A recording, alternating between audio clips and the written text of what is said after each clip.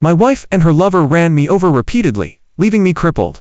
She just stood there watching as I begged her to take me to the hospital, but she left, saying I was dirty. I watched helplessly as my leg was amputated. After I was discharged and returned home, she brought her lover, the one who ran me over, to live with us. She would sneak off with him, in the middle of the night, even throwing used condoms at my feet. My wounds ached, but she even forced me to apologize and make amends to her lover, and hit me herself. She even frequently cheated on me, in my designated passenger seat. My heart turned to ice, I felt utterly disheartened, and I agreed to my father's plan to immigrate and inherit the family business. Yet, she came crying to me. Only during the divorce did she realize her lover had deceived her. In a fit of rage, she killed him, and was ultimately sentenced to life imprisonment, dooming her to repent in prison for the rest of her life. Ethan, you're shameless. You've even learned faking injury. I had just walked out of the hospital when I heard Chloe's furious roar. Justin was just joking around, he only ran you over a few times, and you're making such a big deal out of it, even going to the hospital. Such petty, pathetic behavior, truly disgusting. I looked coldly at the woman I had loved for 7 years. Suddenly, I let out a self-deprecating laugh. This was the woman I had risked my life to protect. Yet after my amputation, she wouldn't even spare me a glance. All her words, directly and indirectly, were either defending another man, or accusing me of being unreasonable. If she cared about me even slightly, she would have noticed my bandaged arm, significantly shorter than before. So, you're here just to tell me this. I walked past her, continuing forward. Chloe's face stiffened, her voice growing angrier. What kind of attitude is that? Try giving me attitude. Giving me a dirty look again. Just because you were faking injury, you scared Justin and he had a depression episode. You know how delicate he is. Why can't you just let him have his way? Be more understanding. She grabbed me, her fingers pressing hard on my wound. I broke out in a cold sweat from the pain. Tonight, you're making a big dinner at home, to apologize and make amends to Justin. You caused his depression episode. If he doesn't forgive you, I'll report you for intentional assault, battery. Then, without a word, she shoved me into the passenger seat. The strong, cheap perfume in the car made me dizzy. I knew that scent too well, it was Justin's favorite. I'll sit in the back. I pinched my nose and huddled in the back seat, closing my eyes to rest. The car was eerily silent. Seeing my haggard face and bandaged arm, a flicker of hesitation crossed Chloe's eyes. She seemed on the verge of speaking several times. Before she could say anything, something sticky dropped at my feet. We both looked down. It was a used condom. Chloe instantly exploded in rage, her voice sharp. Ethan. How disgusting are you? Can't you clean up after yourself? What will people think if they see this? You have no respect for me. I suppressed my revulsion and used disinfectant wipes to clean my shoes. My voice was flat, my memory must be failing me. I don't recall anything like that happening in the car. Hearing this, Chloe seemed to remember something, and her eyes became shifty. She carefully tucked it into her pocket, her voice faltering. I lent the car to my girlfriends earlier. It must have been their prank. Watching me replace the disinfectant wipes repeatedly as I wiped my shoes, she sneered. You have my designated passenger seat, but won't sit in it. Serves you right to be a cleaner. I looked up and saw, husband, honey only, written on the passenger seat dashboard, which seemed particularly jarring. Before, whenever Chloe picked me up, she would fill the passenger dashboard with handmade desserts, pastries. She'd say it was to make every day she saw me sweet. I was a germaphobe, so she strictly forbade anyone else from getting in the car. She even stuffed the seats with the 99 love letters she had written to me, to deter others. But promises, it seems, exist only to be broken. Justin's appearance shattered all her principles. He said he was timid and socially anxious, so Chloe would drive him around 24/7. He said he'd relapse into depression when he felt down. So Chloe would tie me to the roadside, letting him drive towards me and then brake suddenly, for a thrill. My palm was crushed, and I begged Chloe to save me. She and Justin laughed at me in the car, saying I looked like a dead dog, then embraced and passionately kissed. I was amputated, broken, and contemplating suicide. But then I saw the dashcam footage synced to my phone. She was setting off fireworks outdoors, countryside for Justin's birthday. Afterward, in what used to be my designated passenger seat, they applauded for love. From that day on, I didn't want the designated seat, and I didn't want Chloe anymore either. I got home, at 11:30 p.m. Chloe immediately ran into the bedroom, locking the door behind her as if I were a thief. Justin had once said that the thought of Chloe and me being too intimate would trigger his depression. That night, she kicked me out of the bedroom. When I argued with her, she threw my belongings out like trash. You're a cold-blooded animal. Will you only be satisfied after you've driven Justin to his death? He's already so pitiful. Why do you always hurt him? Left with no choice, I had to huddle in the study, home office. The next day, I heard Chloe fall in the bedroom, sobbing hysterically. After 7 years of marriage, I couldn't just ignore it. But when I, full of concern, forced open the door, a vase was hurled at my head. And Chloe's hysterical roar. Ethan, you've disappointed me so much. I can't believe I trusted you before. Justin asked me to test you, and you've really shown your true colors. He was right. You're a thug, a beast who only thinks with his lower body. My forehead was bleeding profusely as I listened to her screams. She even threatened to accuse me of rape if I dared to come near the bedroom again. Her phone was on a video call screen. I clearly saw Justin's triumphant smirk and his provocative middle finger. From that moment on, there was no trace of me left in our master bedroom. Chloe, please don't be angry with Ethan. Indeed, shortly after Chloe disappeared, the sound of their video call began. He was faking injury to get your attention. After all, his parents abandoned him, and he immigrated overseas, abroad. I've forgiven him for scaring me into a depression episode. We can't expect a pathetic orphan, a nobody to know any better, can we? I wasn't interested in listening to them being lovey-dovey, intimate. I turned back to the study, home office, and dialed Robert's phone. Son, you've agreed to immigrate. Robert's voice was excited and surprised. He and Eleanor had urged me many times to go overseas, abroad, and inherit the family business. But Chloe said she can't get used to foreign food, so I kept postponing it. For 7 years, I put aside my career and my aging parents to dedicate myself to her. All I got in return was a crippled right hand and a shattered marriage. Now, putting everything behind me, I needed to reshape my life. The immigration application has been approved. I sent Robert a screenshot of the information. The flight is in 3 days. I've booked it. As I finished speaking, Chloe's suspicious voice came from behind me. What did you book? Hanging up the phone, I calmly lied. A restaurant. I've been wanting to try it. She didn't say anything, but pulled out a bundle of leaves, used in a superstitious ritual to ward off bad luck. From the hospital, to ward off bad luck, to cleanse bad vibes. She said, patting me with the leaves. I felt a little dazed. In the past, whenever I was discharged from the hospital, she would use leaves to ward off bad luck for me. As she did so, she would cry, and say, "This is the last time. My precious husband, honey, you must be well. If you get sick, I'll bear it for you." But everything changed 6 months ago, when Justin appeared. I savored this brief moment of tenderness, my eyes reddening involuntarily. Seeing me like this, a flicker of concern crossed Chloe's eyes. She was about to say something when her phone rang. It was Justin calling. His in a cutesy, sugary voice said he was too weak to dry himself after a bath. He implied that if a kind sister could help him put on his underwear, he would repay her with himself. Splash, the leaves used in a superstitious ritual to ward off bad luck were thrown all over me. Chloe grabbed her car keys and ran out, her face beaming. Listening to the heavy slam of the door, I picked up the leaves and took down our wedding photo. I threw them all into the yard and set them on fire. After packing my luggage, I fell into a hazy sleep. Chloe returned the next morning, carrying a breakfast. Was the internet out at house last night? I knew why she asked. In the past, when she stayed out all night, I would constantly call, worried. Yesterday, there wasn't a single message of concern, which unsettled her. No, it wasn't out, I replied calmly. Ethan, are you even a man? Your wife stayed out all night at another man's house, and you're not even worried. Do you even care about me? Her voice was angry, but I saw a hint of unease in her eyes. I believe your friendship is pure. I said calmly, even if you slept together, nothing would happen. Chloe was speechless, her face embarrassed. These were words she had said to me countless times, and she never expected to hear them from my mouth. Stop whining like a big man, eat. She pushed the breakfast towards me, with a cold face. I opened the packaging. The divided breakfast box contained only a single pastry, with a bite mark on it. Seeing that I didn't move, Chloe frowned. You have stomach issues. If you don't eat in the morning, you'll get a stomach ache. I have a seafood allergy. You've been married for 7 years, and you still don't know. Chloe was silent for a moment. Her face was impatient. Stop being so dramatic for no reason. Eat it or don't.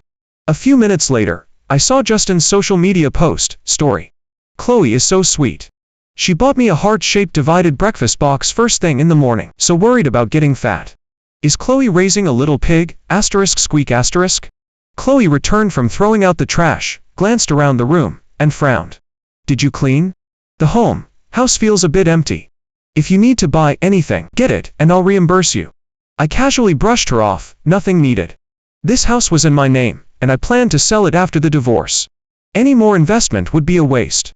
Chloe slammed her hand on the table and stood up, her face cold. Enough. Don't be passive-aggressive, sarcastic. I just forgot about your allergy, there's no need to be so petty. Can't you learn from Justin, be more understanding, and act like a man? I didn't even feel like explaining, so I just remained silent.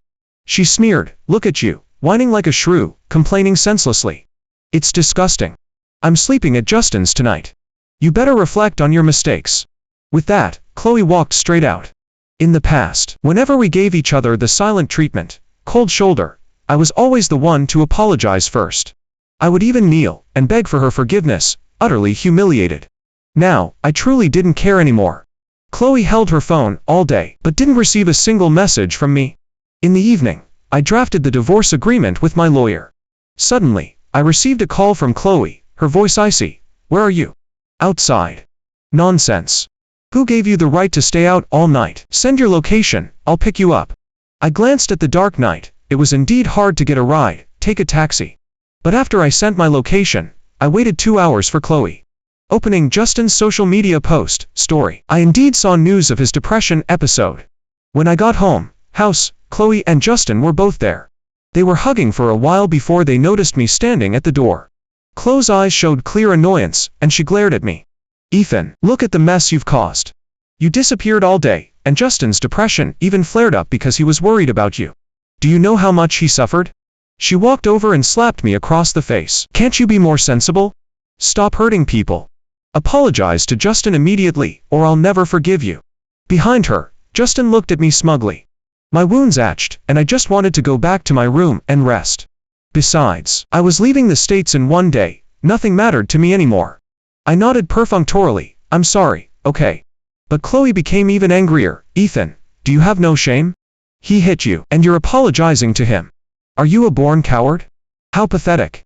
Her eyes were fixed on my face, trying to detect a flicker of emotion. In the past, whenever I met Justin, it would always turn into a huge fight. Chloe would always side with Justin, hitting and scolding me. She would even threaten divorce to force me to humble myself and admit fault. They stood together, high and mighty, enjoying my humiliation. But today, my unprecedented calmness made her, growing unease even stronger. I calmly walked past her, heading back to the study, home office. Chloe's expression clearly panicked. Ethan, why aren't you angry anymore? Then, gritting her teeth, she sat in Justin's lap. I'm sleeping with him tonight. Go prepare our safe supplies. Seeing me actually go to the drawer to search, she grabbed my hand. Her voice trembled. Husband, honey. I interrupted her, my voice unperturbed. Besides that, is there anything else I need to prepare? Chloe stared at me blankly, her eyes suddenly reddening. The next morning, opening the door, I saw Chloe sitting in front of my door, her face haggard. Ethan, we need to talk. Your thinking is flawed. I can't let you keep making mistakes. She said she stayed up all night guarding my door, and even contacted a psychiatrist for me, offering to take me for treatment. I waved her off. No need. Chloe's face stiffened. Are you still angry? Because of the breakfast yesterday. I couldn't be bothered to talk to her. There's nothing for us to talk about. The woman stared blankly at me, reaching out to hug me, but then a soft moan came from behind her. Chloe, I feel so bad. Justin lay on the ground, rolling around, clutching his chest. My depression is acting up. I feel like I'll commit suicide in 10 minutes. Chloe's face visibly paled, and she immediately picked him up and rushed to the hospital. My flight was tonight. In the morning, I gave my lawyer the evidence of Chloe's marital infidelity. The lawyer assured me that with this evidence, the marriage could be forcibly dissolved without mutual consent. Then I also gave him the dashcam footage of Justin running me over, stating that I would not agree to a settlement. All these years, to maintain the marriage, I had endured humiliation, begging lowly before Chloe. I had offered my dignity for her to trample, just for a glance of pity. As a result, she seemed to have forgotten my true nature. I am not a being taken advantage of person. An eye for an eye, tit for tat is my life's principle. Now that the blindfold of love was gone, it was time for reckoning. Everyone who had hurt me would pay the price. At noon, I listed the house with a real estate agent, selling it at half price. A buyer was quickly found, and they paid my deposit. With 8.5 hours until my flight, I went to the hospital to have my wounds redressed. Ethan. What are you doing? Chloe's voice sounded from behind me. I turned to see Justin sitting on Chloe's lap, enjoying her, feeding him fruit. What are you doing at the hospital? Are you following me? Chloe's face darkened. You need to see a psychologist. You're a pervert now. My face was indifferent. I'm here to get my dressing changed. Just then, Justin seemed to suddenly notice me, stumbling to his feet.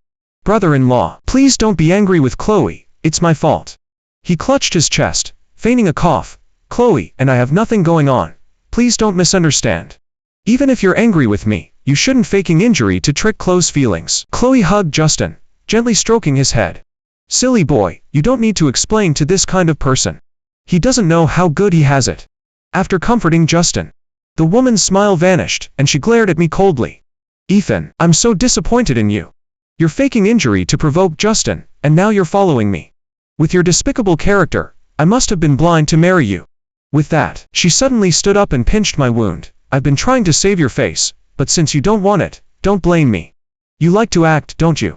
Today, I'm going to expose your lies and let everyone see what kind of pathetic behavior you are. With that, she lifted my bandaged arm and smashed it against the wall. I'll make you faking injury again. I'll make you morally blackmail Justin again. Chloe's voice suddenly choked. The bandage shattered, revealing a purplish-black, wrinkled, stitched-together stump. The wound suddenly burst open, and blood stained the ground. Chloe's eyes instantly fixated on the glaring red. How can this be? Where's your hand? Where's your hand? Where did your hand go? My voice was devoid of emotion, my gaze sweeping over a pale-faced Justin. You should ask him. Impossible. How could a joke cause such a severe injury? Chloe's voice trembled. Justin clearly said it was just a superficial wound. You're so badly hurt, why didn't you tell me? Do you even consider me your wife? I was in a hurry to get my dressing changed, and didn't want to waste words with her. But I had lost too much blood, and as I turned, everything went black. When I woke up, I was in a hospital bed. Chloe was dozing by my bedside. Looking at my re-bandaged stump, the pent-up feelings of grievance, anger, and humiliation that I had tried so hard to suppress all these days suddenly erupted. I could no longer control myself, and tears streamed from my eyes. Whether I wanted to admit it or not, for the rest of my life, I would forever be a physically incomplete monster. Perhaps the commotion was too loud, startling Chloe awake. She looked up with a surprised expression. Then, she knelt down with concern. Husband, honey, I'm sorry. I didn't realize you were so badly hurt. She looked at me anxiously, her eyes full of remorse. Justin went too far with his joke this time, but he definitely didn't mean it. Don't worry, I'll make him apologize and make amends to you. I remained silent. She was about to speak again when her phone suddenly rang. It was Justin's exclusive ringtone. Chloe frowned and hung up, but the calls kept coming relentlessly. I saw her, fidgeting, wanting to answer but hesitant, her gaze repeatedly darting to my face. Answer it. Maybe something serious has happened. I roughly guessed the situation. Indeed, as soon as she answered the call, a crying voice came from the other end. This time, it wasn't fake, crying. Ethan, that son of a bitch, bastard, is suing me for intentional assault, battery. Chloe, help me quickly. I'm so anxious right now. My depression will flare up in 20 minutes, I really will commit suicide. Chloe's face visibly paled, and she promised to be there immediately. When she looked at me again, her eyes were filled with blame. Ethan, what's wrong with you? He was just joking around. Why are you making trouble for no reason? Justin has depression. How could you be so heartless as to let him go to prison? He'll be unhappy. Before Chloe left, she ordered, you write a statement of non-prosecution, waiver of charges, and send it to Justin's house. Tonight, the three of us will have dinner, and this matter will be over. My gaze was cold as I watched her back disappear from sight. Chloe comforted Justin at his house for 3 days. She didn't show up until the police came to take Justin away. She rushed home, house in a rage, demanding an explanation from me. But the next second, her face changed dramatically. A strange man was staring at her with ill intent. Who are you looking for? Chloe's head buzzed, and she suddenly felt a panic. This is my house. Who are you? Where's Ethan? She tried to push her way inside, but the man slapped her to the ground. This is my new house. The man's expression was fierce. No matter what grievances you have with the previous owner, if you dare to cause trouble in my house, I'll break your legs. Chloe was stunned. She had lived in this house for many years, from dating to marriage. But now, all traces of her were gone, replaced by unfamiliar decor. Nonsense. I was living here 3 days ago. How could it be sold just like that? You must be in cahoots with Ethan. Make him come out and sign the statement of non-prosecution, waiver of charges with me. The man spat disdainfully, crazy woman. Then he called Property Management, Homeowners Association, HOA, to throw Chloe out of the neighborhood, community. Chloe was dumbfounded. She couldn't accept this reality at all. Ethan. There's a limit to how much you can compete for attention. She called me, but it kept showing that the other party was on the line. She then sent me messages on Weshit, but received a redacted contact notification. Blocked me. Ethan, how dare you? Recalling my recent unusual behavior, her pupils suddenly constricted. A feeling of losing control suddenly gripped her. She paced back and forth in front of the neighborhood, community gate, clutching her hair, then remembered something and started calling my friends. Without exception, all were blocked. At this, Chloe's panic intensified, and her hands and feet trembled. Finally, someone answered the phone, but before she could speak, the person on the other end launched into a tirade. You have the nerve to look for Ethan. It's a good thing he immigrated, otherwise, he'd be dead by your hands sooner or later.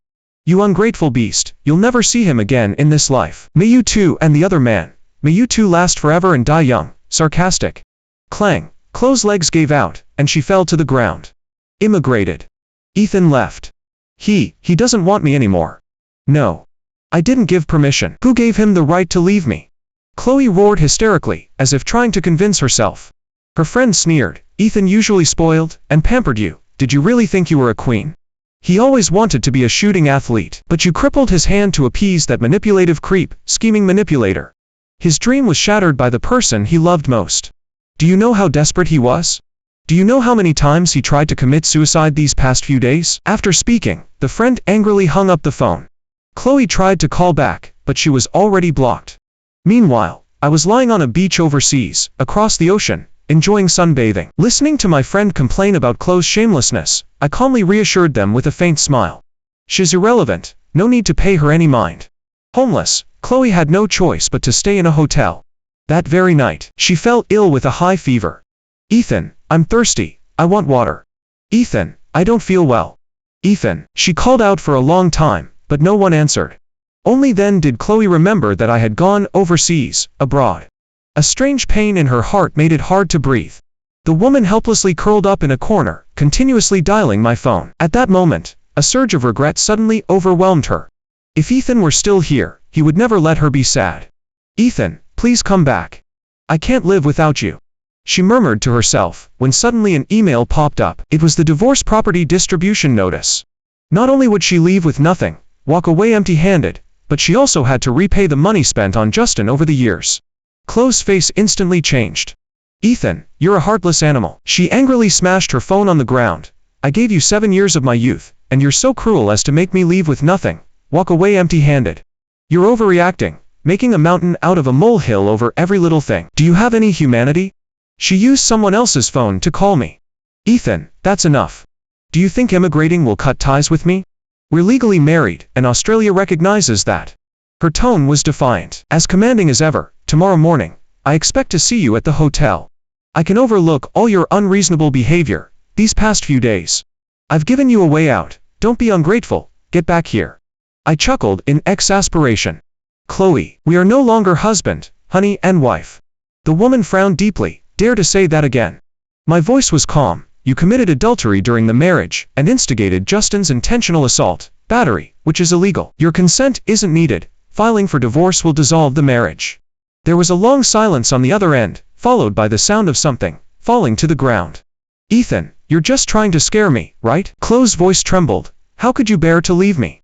You're crippled. Who else would want you besides me? You're just trying to provoke me, to make me love you more. Yes.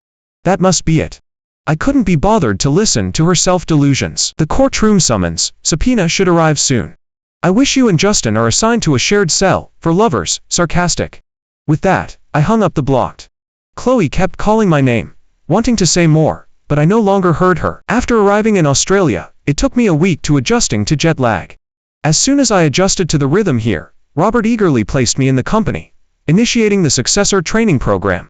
Without the self-inflicted emotional turmoil of love, I dedicated myself entirely to my career. My work efficiency improved by leaps and bounds. After I secured 2 large orders in one go, the company veterans, senior executives all praised me effusively.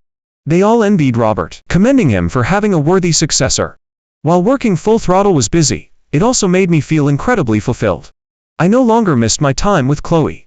All the past, both bitter and sweet, had turned into colorful bubbles, dissipating in the fading wind. But to my surprise, a week later, Chloe appeared before me. Chloe stood in my yard, travel-worn and weary. I was on my way to the shooting range, club for training, and I simply ignored her, taking a detour to leave. But she blocked my path. She grabbed my arm, her gaze dark. "Are you done causing trouble? If you are, come back with me." I chuckled in exasperation, shaking off her hand. "Chloe, do you not understand plain English? We're divorced." The woman smiled faintly. "Ethan, can you stop pretending?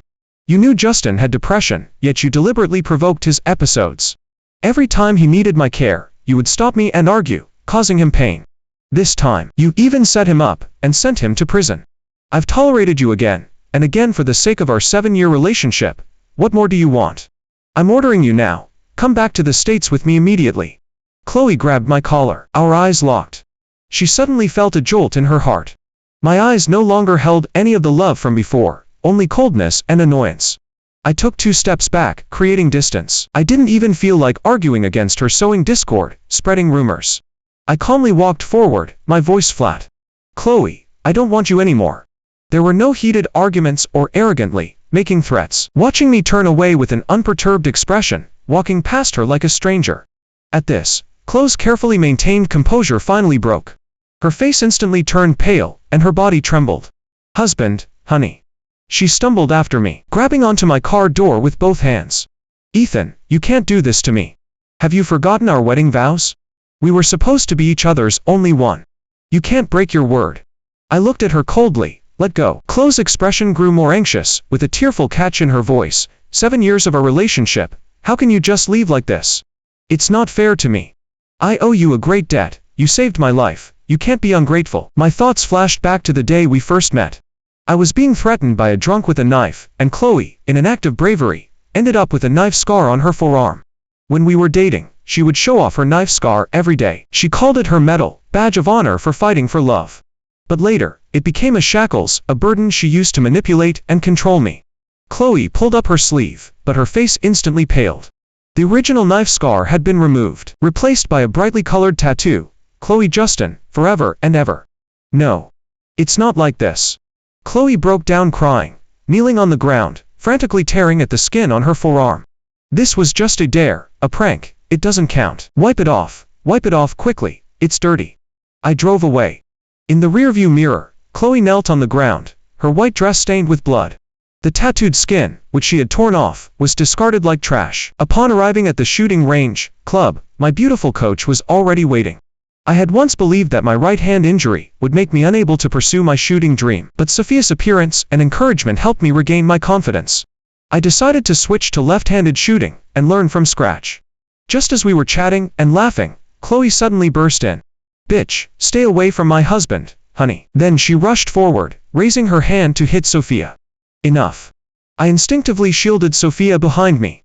Chloe looked at me with a hurt expression. "Ethan, are you cheating on me? You scumbag. You're divorcing me because of this hussy. What about my 7 years of youth?" Before I could defend myself, Chloe muttered to herself, "You mind me being close to Justin, so you're deliberately getting back at me, right? Send her away, and I promise I'll never see Justin again. I can pull strings to have him die in prison, and he'll never bother us again." She stepped forward and tugged at me, her voice pleading. "Husband, honey, let's go home, house, have a baby, and live a good life." I couldn't stand her slandering my friend to my face. I pushed her away. "Chloe, can you just get lost? Aren't you annoying?" She froze for a moment. Then she remembered that this was what she often said to me when she was on dates with Justin. In an instant, the woman knelt on the ground, weeping bitterly. I thought I wouldn't see Chloe again after that. But she clung to me like a persistent nuisance, clingy person, following me wherever I went. Box of roses and handmade pastries also continuously appeared outside my house. I didn't accept any of them, throwing them all into the trash can. Chloe just watched with a hurt expression, then continued to send gifts the next day. She even stood outside my window every night, holding a banner to apologize. She stacked candles into a heart shape, confessing her love to me. I ignored it all. But she continued tirelessly, showing a stubborn will to stubbornly persist, fight to the bitter end. For half a month, just as I was becoming utterly fed up, Chloe suddenly disappeared. I heard from friends in the States, home country, that Justin's intentional assault battery case was officially being heard. Chloe was taken back to the States for investigation as a suspect. At the same time, I also received notification from my lawyer in the States, home country. I was required to appear in the courtroom as the plaintiff. It was time for all the past events to be resolved. In the courtroom, I saw Chloe and Justin again. They were wearing prison uniform, no longer as glamorous as before. As soon as he saw me, Justin became agitated and shouted, "Ethan, I order you to drop the lawsuit. Otherwise, I'll make sure Chloe never speaks to you again." Chloe, next to him, lowered her head and remained silent, as if resigned to her fate. In the courtroom, the two, who had once been so deeply in love, surprisingly turned against each other. They desperately tried to shift blame onto one another. Eventually, they resorted to hurling insults. They knew each other too well, knowing which words would inflict the most pain. By the end of their tirade, they were like mortal enemies, exposing each other's crimes. In addition to running me over, Justin had 3 hit-and-run incidents, even causing deaths. Chloe, on the other hand, had embezzled public funds and evaded taxes. Under the cumulative penalties, Justin was sentenced to life imprisonment. He would spend the rest of his life in prison. Chloe was sentenced to 5 years. At the end, Chloe strongly requested to see me. "Ethan, whether you believe it or not, I truly love you." Her face was haggard, and she said tearfully, "I've only loved you, and only you, from beginning to end. But I was too insecure. Your family background is good, you're capable, and you're devoted to our relationship. No matter how hard I tried, I felt I wasn't good enough for you. I was afraid you'd suddenly leave me someday, so I used Justin to hurt you, to make you suffer. To make you beg me to stay again, and again. That's how I felt secure." She then looked at my crippled right hand. Her voice choked. "I thought if you were crippled, you would depend on me and couldn't leave me. That's why I didn't save you that day. I was wrong, Ethan. It turns out I already had all your love. I pushed you away with my own hands." By the end, Chloe was sobbing uncontrollably. I could tell she was truly remorseful. But I did not forgive her. She pleaded to hear my voice one last time. But I said nothing, turning to leave. My life still had a long way to go, with a career and dreams waiting for me to achieve. Irrelevant people were not worth my time. 3 years later, my career had stabilized. My parents had completely relinquished control to me, and the 2 elders happily embraced retirement. Sophia and I confirmed our relationship. With her support, I registered for the Paralympic 10-meter air rifle event under the club's name. Standing on the long-awaited competition field, my heart was unusually calm. Perhaps Chloe's endless torment had long ago forged me a strong nerves, unflappable demeanor. My performance in the competition was surprisingly good, and I even won a silver medal. Because my right hand was crippled, it was tucked into my pocket. My side body, one-handed shooting posture had a relaxed, almost assassin-like aesthetic. This scene instantly made me top the trending list, went viral. Some netizens even tease, just that I took a side job during an assassination mission, and casually won a silver medal. Don't ask why I didn't win gold, just assume the employer didn't pay enough. I simply smiled at this. At the award ceremony, the scene of Sophia and I sealed their love, with a kiss spread across the world. I gently hung the medal around her neck, as a token of love, pledge of love. Later, I heard from friends in the States, home country. Chloe had watched the broadcast in prison and suddenly lost control. She knelt in front of the television, weeping uncontrollably, calling my name again and again, until she cried herself unconscious and was rushed for emergency treatment. After the competition, Sophia and I held our wedding in a small town on the Mississippi River, in a quaint and solemn church. We exchanged rings under the watchful eye of the priest, and pledged our vows for a lifetime. I never expected to hear news of Justin at my wedding. After entering prison, he was frequently subjected to prison bullying. He had been faking depression, but now he genuinely suffered from mental illness. However, when he inadvertently heard from a fellow inmate that the people bullying him were deliberately arranged by Chloe before she went to prison, it was to avenge her husband, honey. He couldn't handle the blow and completely lost his mind. During a prison work program, community service, within prison context, he swallowed rocks to commit suicide. He had been dead for half a year. Listening to friends gossiping, my mood was neither sad nor happy. I suddenly realized that I hadn't thought of Chloe and Justin for a long time. The 7 years of marriage had also gradually blurred, as if it were just a fragmented dream. I heard news of Chloe again 2 years after my marriage. At that time, Sophia and I were traveling the world. When the phone connected, Chloe's hoarse voice came through. "Ethan, do you love me?" I felt a little nauseous, then Chloe suddenly urged, please. Ethan, please just say you love me. It's really important. Ethan, please say you love me. Just one word, okay? I hung up the phone directly. Shortly after, I received a news notification. A boat that had been on an illegal immigration, smuggling journey from the States, home country to Australia encountered a storm at sea. The only woman who had a chance to survive voluntarily gave up trying to save herself. She drowned in the ocean. Surveillance footage from the boat showed a thin and hunched woman crying into her phone. When she died, she was still clutching a faded, yellowed photo. It was my wedding photo with Chloe. I quietly swiped away the notification, my heart completely unmoved. Husband, honey, time to board. Ahead, Sophia waved at me, holding a large teddy bear. I smiled warmly and turned off my phone. I ran over, wrapped my arm around her waist, and embarked on the next leg of our journey.